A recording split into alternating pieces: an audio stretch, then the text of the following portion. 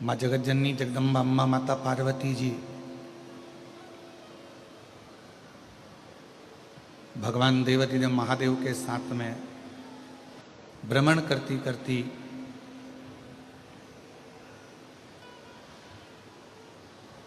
पितृलोक में पहुंची। पितृलोक का नज़ारा जो देखा, बड़ा सुंदर, चारों तरफ श्वेत ही श्वेत स्वरूप था। चारों तरफ श्वेत श्वेत स्वरूप है। जैसे ही भगवान शिव जी, शंकर जी को भगवान देवाधिदेव महादेव को आया हुआ पितृलोक में देखा गया, तो पितरों ने भगवान शिव जी का आदर करा, सम्मान करा, सत्कार करा। क्यों? क्योंकि पितृ पार्वती जी के नाना जी। अब अपनी नातिन के दामाद को आया हुआ देखकर आदर सम्मान सत्कार किया गया। पितरों की 3 बेटियां हैं, मैना, धन्या और कला। मैना, धन्या, कला ये पितृलोक में रहती, पितृलोक में निवास करती, बड़े आनंद के साथ में रह रही थी।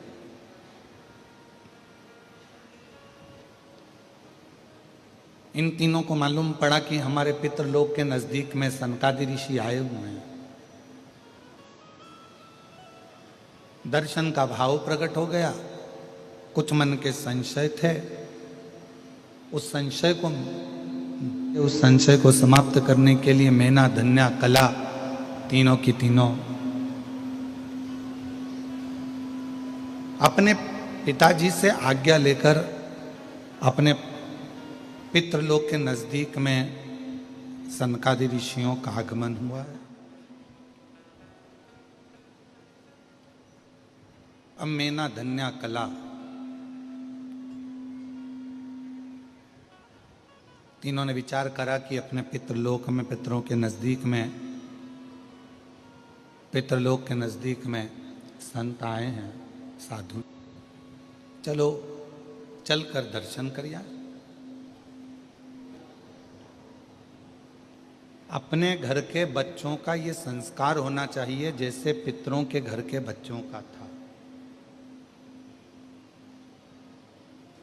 अपने घर के बच्चों का ये संस्कार होना चाहिए कि हमारे घर में, हमारे परिवार में या हमारे घर के नज़दीक में कोई संत, साधु, तपस्वी जन, साधक जन, उपासक जन, कोई तपस्वी, कोई साधक आए हैं तो उनका आदर करने जाया जाए, प्रणाम करने जाया जाए। और उसमें सबसे ज़्यादा जरूरी है आपका संतों के प्रति, साधुओं के प्रति, तपस्वियों के प्रति, साधकों के प्रति, उपासकों के प्रति, भक्तों के प्रति भाव प्रकट कर। महापुराण की कथा कहती है, भगवान शंकर का चरित्र कहता है, शिव तत्व कहता है, शंकर भगवान की पवित्र कथा कहती है। और पितृलोक में जैसे ही महादेव का, भगवान शिव का आगमन होता है, सारे की सारे पितृ खड़े होकर शिव जी का आदर करते हैं, सम्मान करते हैं। अब कितनी सुंदर बात कही है। पितृ शिव जी का आदर कर रहे हैं, शिव जी पितरों का आदर कर रहे हैं, क्योंकि ये हमारे धर्म पत्नी माता पार्वती जी के नाना नानी हैं। जब पितृलोक से भगवान शंकर जाने लगे, थोड़ा सावधानी से कथा सुनिएगा, बड़ी सुंदर कथा है और ना जाने कितने कितने लोगों का कल्याण करने वाली है पवित्र कथा, कितने जीवों का कल्याण करने वाली यह अविरल कथा। कहा कि पितृलोक से जब भगवान देवाधिदेव महादेव, भगवान शंकर, माँ जगतजननी जगदम्बा माता पार्वती जी पितृलोक से जब जाने लगे, पितृलोक से जब निकलने लगे, जाने लगे, तो पितृलोक से जाते जाते भगवान पितृदेव ने भगवान शिव जी को रोका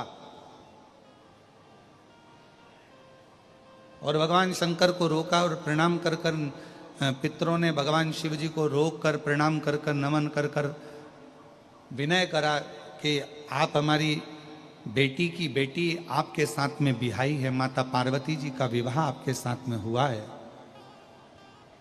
माँ जगत जननी आपके साथ में बिहाई है, आपसे एक निवेदन है कि संसार में रहने वाला मानव, दुनिया के कई लोग उनसे कहेंगे कि इनको पितृदोष लग गया, दुनिया के कई लोग कहेंगे इनको पितरों का दोष लगा हुआ है, पितृदोष लगा हुआ है, पितरों का दोष लगा हुआ है, पितृदोष लगा हुआ है। पर वो पितृदोष लगता क्यों?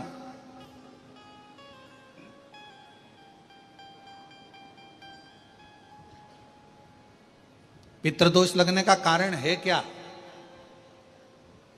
आपने अपने गए हुए पूर्वजों के लिए तर्पण भी करा, पिंडदान भी करा, तिलांजलि भी दी, ब्राह्मण का भोजन भी कराया, सब कुछ करा, जो आपसे बन सकता था आपने सब कुछ करा, फिर पितृदोष कैसे लग गया? फिर पितरों का दोष कैसे लग सकता है? तो पितरों ने तुरंत भगवान देवादिदेव महादेव से कहा कि संसार सागर में माता पिता के रहते हुए उनका आदर ना कर पाना, या माता पिता को जब प्यास लगी उस समय पर जल प्राप्त ना हो पाना, या किसी न किसी रूप में माता पिता के पूर्वजों के आदर से वंचित रह जाना, फिर माता पिता के चले जाने के बाद, बुजुर्गों के चले जाने के बाद वो दोष घर में लग जाना पितृदोष की संज्ञा में आता। और पितृदोष के 4 लक्षण सबसे प्रबल हैं। ये कोई भी अनुभव कर सकता है पितृदोष के 4 लक्षण में। पहला लक्षण है 1 रुपया कमाओ, 1.25 रुपये खर्च हो रहे हैं, समझ लेना पितरों का दोष है। दूसरे नंबर का, एक व्यक्ति घर में बीमार है, ठीक हुआ, दूसरा बीमार पड़ गया, तीसरा ठीक हुआ, चौथा बीमार पड़ गया, घर में कोई ना कोई निरंतर बीमार पड़ा हुआ है, दवाई गोली लगी रही है, समझ लो पितरों का दोष है। तीसरे नंबर पर आप कोई पूजन की थाली लगाए, किसी को भोजन देने जा रहे थे, किसी को पानी देने जा रहे थे, किसी को भोजन का कोई नाश्ता देने जा रहे थे, और आपकी ट्रे में से, आपकी थाली में से, आपके हाथ से अगर कोई भरा हुआ पात्र पानी का गिर गया, नाश्ते का गिर गया, थाली गिर गई, कोई दूध का गिलास गिर गया, कोई सामग्री गिर गई, कोई पूजन की थाली तुम्हारे हाथ में है और पूजन की थाली में से मालूम पड़े कोई सामान गिर गया नीचे, समझ लो कि पितृ का दोष है। और चौथे नंबर पर पितरों का दोष का वर्णन किया गया, घर में जितने सदस्य रह रहे हैं, अगर वो किसी न किसी रूप में एक दूसरे पर चिढ़कर बोल रहे हैं, क्रोध कर कर बोल रहे हैं। प्रश्न बहुत छोटा सा है, पत्नी ने कुछ कहा, उसका उत्तर पति ने चिढ़कर दिया, पति ने कुछ कहा, पत्नी ने चिढ़कर उत्तर दिया, बच्चों ने कुछ कहा, माँ बाप ने चिढ़कर उत्तर दिया, माँ बाप कुछ बोले, बच्चे चिढ़कर उत्तर दिए, समझ लेना कि कहीं ना कहीं पितरों का दोष। तो भगवान पितृदेव ने अपने दामाद से, भगवान देवादिदेव महादेव से कहा कि संसार सागर में हो सकता है कि संसार सागर में मनुष्य रहता है, मानव रहता है, और उससे गलतियां हो जाती है। तो पितृदोष अगर संसार के लोगों को लगे तो हमारा एक निवेदन है, आप जाते जाते वर दीजिए कि ये पितरों की शांति आपकी आराधना से पूर्ण हो जाए, बस इतना वर दे दीजिए। भगवान देवादिदेव महादेव एकदम मौन। पार्वती जी ने शिव जी से कहा, आप हमारे नाना जी को वर नहीं देंगे? आप हमारे नाना नानी को वर नहीं देंगे? इन पितरों को और पितराणी को आप वर नहीं देंगे? शिव जी ने वर दिया मां पार्वती जी के नाना जी को और अपने नाना ससुर को। हे पितृदेव,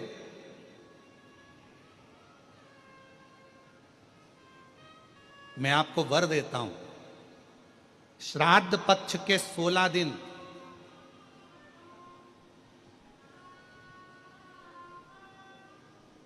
यदि संसार का कोई मनुष्य बेल दूध का प्रयोग करता है, बेल दूध से मतलब होता है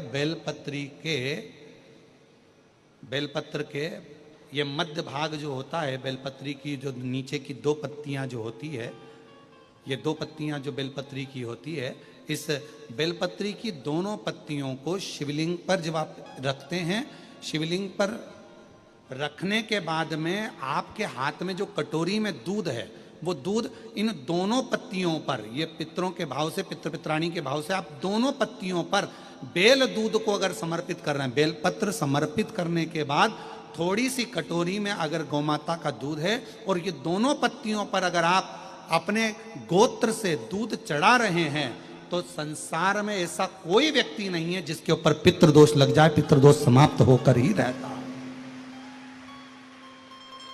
शिवलिंग पर बेलपत्र चढ़ाई, बेलपत्र चढ़ाकर ये नीचे की जो पत्ती है, आपका जो दूध का भाग है वो 2 पत्ती पर चढ़ना चाहिए, तीसरी पत्ती पर जल का भाग आता, 2 पत्ती पर आपका दूध का भाग रहे। और जब बेल दूध का प्रयोग आप करते हैं और दूध बाबा को 16 दिन श्राद्ध के अगर कोई कह दे कि आपके घर में पितृदोष है, ये दोष है, वो दोष है, सारे दोष आपके यहाँ लग गए हैं और आपके यहाँ ये 4 लक्षण अगर पितृदोष के दिख रहे हैं जो पहले कथा में वर्णित किए, अगर ये लक्षण दिख रहे हैं तो श्राद्ध पक्ष के 16 दिन पहले दिन से ही आप चालू हो जाओ। बेलपत्री शिव जी को चढ़ाया, कटोरी में या चम्मच में 2 बूंद का भी अगर दूध लेकर गए हो, थोड़ा सा भी, बस 2 पत्ती पर आपने दूध समर्पित करा और 1 लोटा जल जो तीसरे नंबर की पत्ती है उस पर समर्पित करा। आपको 16 दिन करने के बाद आपको खुद अनुभव होगा 17वें और 18वें दिन से कि मेरे घर में ऐसा लग रहा है कि सब शांति है और कोई किसी से चिढ़कर बात नहीं कर रहा, लक्ष्मी की वृद्धि अपने आप होना प्रारंभ कैसा भी। और यहां तक शिव महापुराण की कथा कहती है, किसी की फैक्ट्री बंद हो गई, किसी की दुकान बंद हो गई, चलते चलते अगर किसी का व्यापार बंद हो गया, 4 दिन चल रहा था, बहुत अच्छा चला, उसके बाद एकदम डाउन आ गया, कोई प्रशासनिक कार्रवाई हो गई, कोई अदालती कार्रवाई हो गई, कोई परेशानी सामने आकर खड़ी हो गई है, तो भी अगर प्रति 16 दिन तक लगातार शंकर भगवान के शिवलिंग पर बेल दूध का प्रयोग किया गया है, तो आप 17वें दिन से अंदाजा लगा लेंगे कि आपका धीरे धीरे धीरे धीरे धीरे धीरे जो फैक्ट्री बंद सी थी वो ऊर्जावान हो गई है, चलना प्रारंभ हो गई। बेल दूध का इतना प्रभाव पड़ता है, इतना प्रभाव, बेल दूध का इतना महत्व।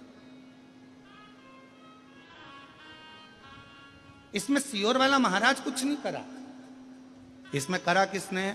आपके विश्वास ने। और आप जो लगनता से भगवान शिव की आराधना कर रहे हो, आप जो लगनता से भगवान शंकर की पूजन कर रहे हो, अर्चना कर रहे हो, विश्वास के साथ शिव को जो जल समर्पित कर रहे हो, विश्वास के साथ जो शंकर को भज रहे हो, ये उसका प्रताप है। इसमें सियोर वाला महाराज कुछ नहीं कर रहा।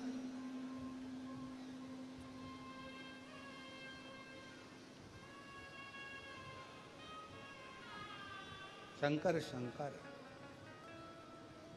पितरों ने हाथ जोड़कर कहा, भगवान देव अधिदेव महादेव भगवान शिव जी से प्रार्थना करी, निवेदन किया। संसार का मनुष्य, दुनिया के लोग कहें कि ये पितृ दोष है, पर उस दोष से आपकी पूजन आराधना से वो दोष मुक्त हो जाओ, दोष मुक्त।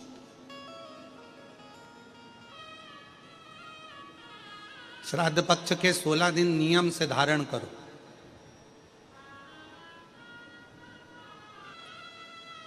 शिव भक्ति को तो हमारा तो उन बेटियों से भी निवेदन, उन जीजियों से, हम जब भी कथा में आते हैं, हम 2 बातें भगवान से कहकर आते हैं। हे प्रभु भोलेनाथ, शंभुनाथ, त्रिकालदर्शी, कैलाशी, अविनाशी, हे शिव, इतनी कृपा करना, किसी माँ की, किसी स्त्री की, किसी नारी की गोद कभी खाली मत रखना और किसी पुरुष की जेब कभी खाली मत रखना।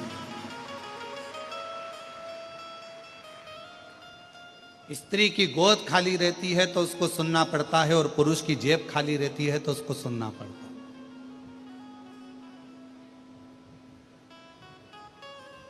जिस व्यक्ति के पास में पैसा नहीं होता, धन नहीं होता, उसको बहुत सुनना पड़ता, बहुत ताने खाना पड़ता। और जिस नारी के संतान नहीं होती, संतान का सुख नहीं होता, उसको पितरों ने कहा कि हम हमारे इस पितृ दोष से संसार सागर की मुक्ति हो, मोक्ष हो, ऐसा कोई फल केवल देवाधिदेव महादेव ने बेल और दूध का जो प्रयोग है, उस प्रयोग का साधारण फल नहीं है, बहुत फल। और श्राद्ध पक्ष में मेरी जीजियों से निवेदन है, मेरी बेटियों से, मेरी माताओं से, अगर तुम्हारे घर में 25 साल तक भी औलाद नहीं हुई, 20 साल हो गए, 25 साल हो गए, 30 साल हो गए, 28 साल हो गए, 15 साल भी हो गए, 10 साल भी हो गए और संतान का सुख नहीं है, तो श्राद्ध पक्ष में प्रतिदिन अपना जो पानी का हंडा होता है, परिंडा होता है, क्या बोलते हैं हैदराबाद में, हमको उसको नहीं मालूम, जहां पर पीने का पानी भरते हैं, हंडा बोलते हैं, मटका बोलते हैं, बाल्टी पानी की या हंडा, मटका, गगरा, जो भी भर कर रखते हो रसोई घर के अंदर पीने का, उस पानी के भरे हुए हंडे के पास में पितरों का स्थान होता है। वो पितरों के स्थान के पास में कटोरी में थोड़ा सा दूध रखिए, एक बेलपत्र रखिए, और वो बेलपत्र और दूध को आप प्रतिदिन 16 दिन तक लगातार शिव जी को रोज रखो, रोज समर्पित करना प्रारंभ करो। बस बेलपत्र शिवलिंग के ऊपर और दूध जहां अशोक सुंदरी का स्थान है, आपको मालूम होगा, जरा ध्यान देंगे, ये शिवलिंग, ये जलाधारी, ये भगवान शंकर का शिवलिंग है, ये जलाधारी है, माता पार्वती जी का हस्त कमल, और सामने जो चरण है जहां से पानी बहता है, राइट भाग गणेश जी का, लेफ्ट भाग कार्तिकेय जी का, बीच में एक मोटी सी लाइन होती है जिसको अशोक सुंदरी कहा जाता है। शंकर भगवान की 6 बेटियां हैं। 6 बेटियों में शंकर जी के ऊपर जो कलश रखा होता है, उसमें से जो बूंद बूंद पानी गिरता है, वो कलश 5 बेटियों का स्थान होता है, जया, विषहरा, शामली बारी, दौतली और देव। ये शिव जी की 5 लड़कियां ऊपर और एक बेटी अशोक सुंदरी। सामने जो मोटी सी लाइन होती है जहां से शिव जी पे चढ़ा हुआ पानी गिरता है, उसके बीच में जो लाइन होती है वो अशोक सुंदरी का स्थान। तो जिसके यहां संतान का यदि सुख नहीं है तो 16 दिन एक प्रयास करें, तुम रुकेश्वर महादेव का नाम लेकर, तुम रुकेश्वर महादेव का नाम लेकर शंकर जी के ऊपर तो चढ़ाएं बेलपत्र, जो तुमने परिंडे के पास, हंडे के पास रात्रि को रखा है, 16 दिन के रोज एक बार रखो और रोज एक बार चढ़ाओ। रखा, वो दूध को अशोक सुंदरी के स्थान पर समर्पित करना है और बेलपत्र को शिवलिंग पर समर्पित करना है। 16 दिन कर कर देखिए, उसके 3 महीने के अंदर देवाधिदेव महादेव की कृपा से गर्भ जरूर ठहरेगा, शिव की कृपा जरूर, शंकर की करुणा जरूर, गर्भ अवश्य ठहरेगा। पर नाम स्मरण रखना है, कौन से महादेव, जम के बोलो जरा, तुम रुकेश्वर महादेव। फिर से बोलिए, तुम रुकेश्वर महादेव। तुम रुका जी कौन, जिन्होंने भगवान शंकर की अविरल भक्ति को, भगवान शिव की अविरल रचना को, भगवान शिव के मंत्र जाप को, शिव जी के स्मरण को, भगवान शंकर की अविरल कथा को निरंतर गाया है, वो तुम रुका जी है। वो तुम कहते हैं पितरों के देवता आर्यमा, शिव जी को जैसे ही जल चढ़ता है, भगवान शंकर को जैसे ही जल चढ़ा, और जल चढ़ते से ही पितरों के देव आर्यमा प्रसन्न होकर नाचने लगते। इतनी प्रसन्नता शिव जी के जल की महत्वता, इतनी। वो कहते हैं ना कि बगीचे की अगर संभाल करना है, बगीचे की अगर रक्षा करना है, बगीचे को संभालने के लिए माली की जरूरत होती है, बंगले को संभालने के लिए चौकीदार की जरूरत होती है,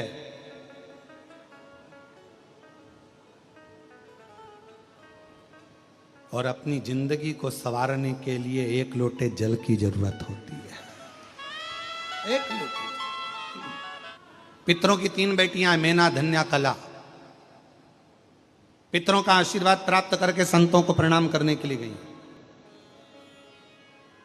पर संतों को पहचानना भी कोई सरल बात है क्या? संत, साधु, सन्यासी, तपस्वी, साधक, उपासक एक विश्वास के ऊपर जीवित रहता है, एक भरोसे के ऊपर रहता है। तो मेना धन्या कला तीनों ने विचार करा, चलो अपन संतों का दर्शन करते हैं, चलते हैं। संतों का दर्शन करने के लिए तीनों चली। चलते चलते अब सनकादि ऋषियों को पहचान नहीं पाई। जहां सनत कुमार जी बैठे थे तब साधना में लगे हुए थे। सनत कुमार जी तब साधना में लगे थे। वहीं से मेना निकल गई, वहीं से धन्या निकल गई, वहीं से कला निकल गई। और जैसे ही निकल कर गई, उनके लहंगे मेना धन्या कला के लहंगे रत्नों से जड़े हुए थे, रत्नों से। मैना धन्या कला तीनों जा रही थी, उनके लहंगे की चोट सनत कुमार की जंघा पर आ गई, क्योंकि निकल कर जा रही थी और बेटे तप में लीन थे। इनको लगा कि ये तो बाल्यावस्था वाले बच्चे दिखते हैं, छोटे दिखते हैं, ये समझ नहीं पाई और उनको चोट लग गई। इतने में सनत कुमार को क्रोध आ गया और सनत कुमार जी उठकर तुरंत खड़े होकर बोले, ए मैना धन्या कला पितरों की 3 बेटियों, तुमने एक संत का अपमान करा है और हम तुम्हें श्राप देते हैं कि मृत्यु लोक में तुम्हें जन्म लेना पड़ेगा। तीनों रोने लगी, आंखों से आंसू बहने लगे कि हमें पितृलोक छोड़कर मृत्यु लोक में आना पड़ेगा। दुनिया का पूरे देवताओं में भी सबसे सुंदर लोक होता है पितृलोक। क्यों? कोई तुमसे पूछे कि पितृलोक, महाराज जी सियोर वाले महाराज ने कहा कि सबसे सुंदर लोक पितृलोक होता है, क्यों ऐसा क्यों वर्णन किया गया? उसका शास्त्र प्रमाण देता है, वर्णन करता है कि बैकुंठ में भगवान नारायण रहते हैं, ब्रह्मा ब्रह्म लोक में रहते हैं, इंद्र इंद्र लोक में रहते हैं, सारे देवता अपने अपने लोकों में निवास करते हैं। पर कोई भगवान विष्णु जी से पूछे कि सबसे ज्यादा क्या आप बैकुंठ में रहते हो, कोई भगवान विष्णु जी से पूछे क्या सबसे ज्यादा आप स्वर्ग में रहते हो, भगवान नारायण कह देंगे नहीं नहीं नहीं नहीं, मैं स्वर्ग में नहीं रहता, मैं बैकुंठ में नहीं रहता। तो भगवान विष्णु से पूछा गया तुम सबसे ज्यादा कहां रहते हो, तो कहा भगवान नारायण अपने विष्णु पुराण के शस्त्र में वर्णन आता है, विष्णु पुराण वर्णन करती है, कुर्म पुराण वर्णन करती है, ब्रह्म विवर्त पुराण वर्णन करती है कि सबसे ज्यादा अगर कोई भगवान नारायण से पूछे कि तुम रहते कहां हो, तो भगवान नारायण कहते हैं कि संसार के लोग पृथ्वी पर मृत्यु लोक में जो भगवान की कथा करवाते हैं और कथा करवाने वाला जो जजमान होता है उसके जो पितृ होते हैं वो पितृ लोक में रहते हैं। तो मैं उन पितरों के पास बैठकर शिव महापुराण की कथा को श्रवण करता हूं, भागवत कथा को श्रवण करता हूं, राम कथा को श्रवण करता हूं। भगवान नारायण कहते हैं सबसे ज्यादा समय मेरा पितृलोक में निकलता है, इसलिए शास्त्र कहता है सबसे सुंदर लोक अगर कोई सा है तो वो पितृलोक है, जहां पर मेरे भगवान नारायण बैठकर कथा का रसतत्व, जैसे आज ये भूतड़ा परिवार कथा करा रहा है, श्री ब्रजगोपाल जी भूतड़ा जी के इस परिवार ने कथा कराई, अब ब्रजगोपाल जी भूतड़ा जी कथा करा रहे हैं। इनके परदादा के भी परदादा 71 पीढ़ियों को जो पितृलोक में विराजमान है, आप कथा यहाँ शमशाबाद की भूमि पर बैठकर सुन रहे हो, पंडाल में बैठकर सुन रहे हो, पर जितने भी शिव भक्त इस कथा को पंडाल में बैठकर सुन रहे हैं, इन सब के पितृलोक में बैठकर शिव महापुराण की कथा को सुन रहे हैं और उनके साथ भगवान नारायण बैठे हुए। आपके साथ कौन बैठा है कथा सुनने के लिए, तो कहा मेरी धर्मपत्नी बैठी है। फिर कौन बैठा है, तो कहा हमारे पिताजी बैठे हैं। फिर कौन बैठा है, तो क्या हमारे दादाजी बैठे हैं। जैसे तुम्हारे साथ में तुम्हारे दादा, तुम्हारे पिता, तुम्हारे सास, तुम्हारे ससुर, तुम्हारे नाती, तुम्हारे रिश्तेदार तुम्हारे साथ बैठकर कथा श्रवण करते हैं, उसी तरह पितृलोक में भगवान नारायण के साथ में 33 कोटि देवता पितृलोक में रहकर भगवान की अविरल कथा को श्रवण कर कर, जब भगवान की कथा पूर्ण होती है, कथा पूर्ण होने पर जब हम कर्पूर गौरम कर्णावतारम बोलते हैं, आरती पूर्ण होने पर जब सब जाने लगते हैं, तब भगवान नारायण हमारे पूर्वजों के, हमारे पितरों की पीठ पर हाथ रखकर कहते हैं, देख तेरे बच्चे ने क्या कथा कराई है, तेरी बेटी ने, तेरे नाती ने, तेरे पंती ने क्या कथा कराई है, मेरा वर उनको प्रदान करते हैं। ये पितृलोक का सुख है। और मैना धन्या कला तीनों को श्राप लगा, रो रही हैं, आंखों से आंसू बह रहा, जल बह रहा, ध्यान गया। रोती रोती अपने पिताजी के पास पहुंची, पितरों के पास में। पिताजी ने पूछा, मैना धन्या कला तुम रो रही हो क्यों?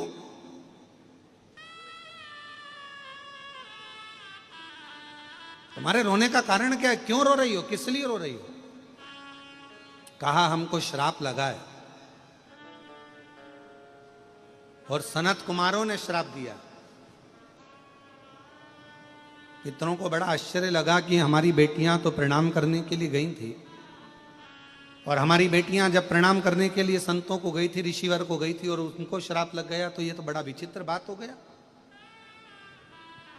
तो क्या करना, अपन तो अपना कर्म करते चलो, कुछ अच्छा कर्म करते चलो, मिला है मानव का शरीर, कुछ अच्छा करिए। पितरों ने कहा कोई बात नहीं, चिंता मत करो, श्राप लगा है ना, कोई बात नहीं। पितर उसी समय पर भगवान नारायण के पास पहुंचे और भगवान विष्णु जी से उन्होंने पूछा, प्रभु हमारी बेटियां तो अच्छा कर्म करने के लिए जा रही थी, हमारी बेटियां तो अच्छा कार्य करने के लिए जा रही थी, और हमारी बेटियों को श्राप लग गया, ये श्रेष्ठ है क्या? भगवान नारायण मुस्कुराकर बोले, कभी कभी श्राप भी कुछ अच्छा करने के लिए लगता है। पितरों ने कहा कि मेरी बेटियां, भगवान नारायण ने कहा कभी कभी दुख मिलता है तो कुछ संभलने के लिए, भगवान नारायण करें कभी कष्ट आता है तो कुछ अच्छा करने के लिए, क्यों चिंता करते? सनत कुमार के पास में पहुंचे, हमारी बेटियों को आपने श्राप दिया है, कुछ वर दीजिए। सनत कुमार ने वर दिया,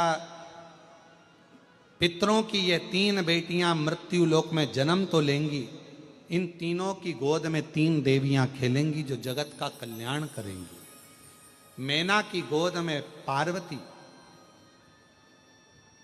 धन्या सुनैना बनेगी जिनकी गोद में सीता जी, कला कीर्ति बनेगी जिनकी गोद में राधा जी खेलेंगी। इन तीनों की गोद में 3 देवियां खेलेंगी जो जगत का कल्याण करेंगी। 3 देवी।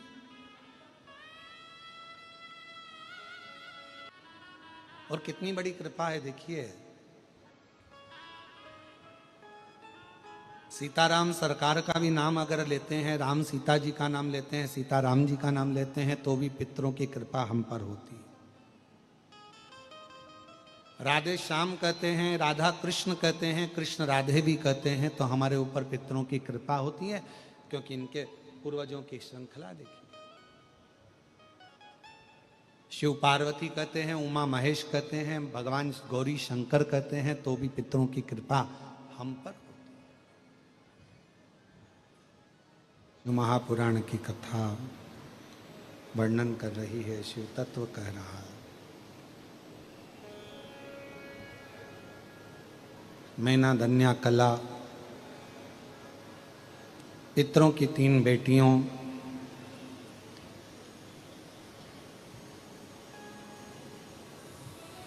जिनके घर में शिव कृपा से भगवान की 3 बेटियों का जन्म हुआ,